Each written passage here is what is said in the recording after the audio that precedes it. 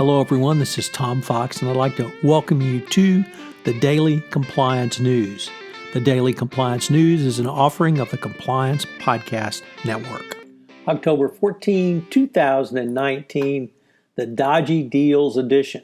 And we'll start with our lead story, which comes from the BBC. 3 Barclays bankers are being retried at the Old Bailey in London for fraud and conspiracy to commit fraud around funding they received in 2008 from a Qatari rescue of the bank. They hid this payment so that the British government would not take over or nationalize the bank. Unfortunately, they had tapes of talking and communications of talking with their lawyers, and they discussed the risk of jail if they were blamed for the arrangement. The audio tapes reveal they expected responsibility to lie with the chief executives and the board, even though they were the ones who were taking the actions. The court heard calls from June 2008 when Barclays was seeking billions of pounds in extra capital to boost its weak finances. The first jury had a hung jury in the first trial. It's not clear why these tapes weren't played in the first trial, but they weren't. So it's going to be very interesting to see what happens to them next.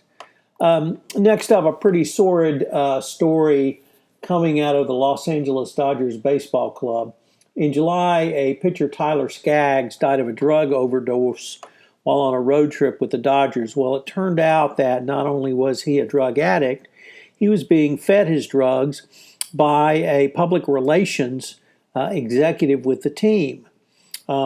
It's not clear at this point whether the team knew of his situation, but the public relations executive, Eric Kay, a 20-plus year employee of the Angels, told federal investigators that he provided oxycodone to Skaggs and abused it with him over an extended period of time. He also claimed that 2 other Angels officials were aware of Skaggs' use and gave investigators the names of 5 other players who he was aware of, he had either supplied drugs to or was aware of. So this is a pretty sordid scandal when we got a pretty good feel-good NLCS or NLDS and ALCS going on. So if the Angels knew about this or he facilitated it, it's going to be very bad. Next up, in the Keep Your Mouth Shut, if you don't have something good to say, we have the story of the state of Michigan. This comes from the Washington Post, pulling $600 million of its pension from wealth management firm Fisher Investments after the company's founder and chairman made crude and sexually explicit comments during a fireside chat at the Tiburon CEO Summit in San Francisco last week. In a letter, the Michigan chief investment officer informed the state's investment board that its Bureau of Investments found his CEO Ken Fisher's statements completely unacceptable.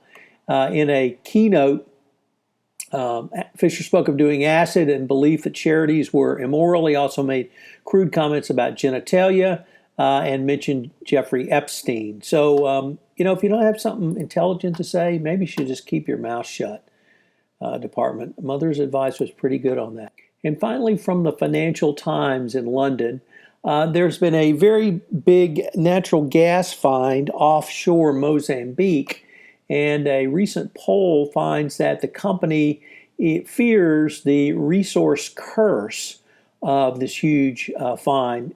Anadarko in June committed to a $25 billion liquefied natural gas project to be transferred to Total following its agreement to buy the U.S. energy company's African assets. Eni and Exxon are expected to invest.